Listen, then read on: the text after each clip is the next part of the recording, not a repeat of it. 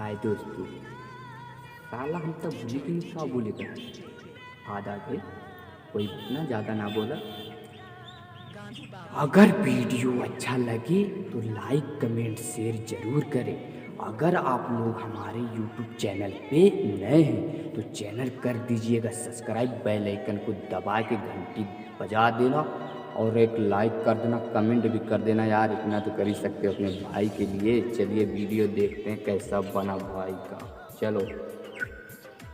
हमारा के छोड़ी पिया संग गइलू, पले भर में प्यार हमार काहे बिसरइलू, काहे बिसरइलू, काहे बिसरइलू।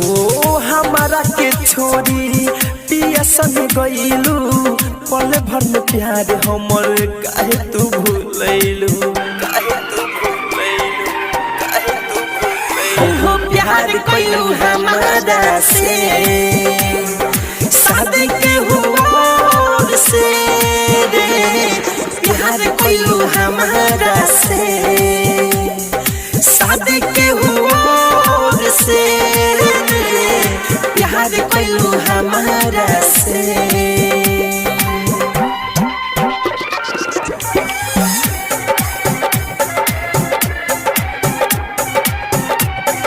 DJ Ankit mixing, DJ Ankit mixing, DJ Ankit mixing, गोंडवाली गोंडवाली गोंडवाली।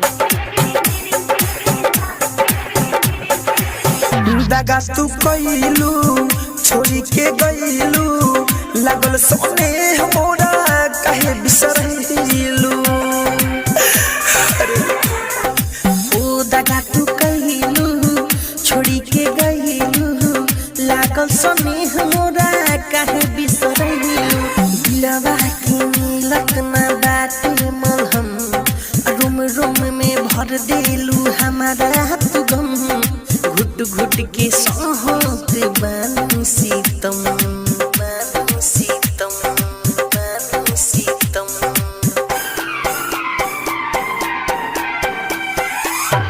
हो प्यार कइलू हमारा से शादी के हुआ से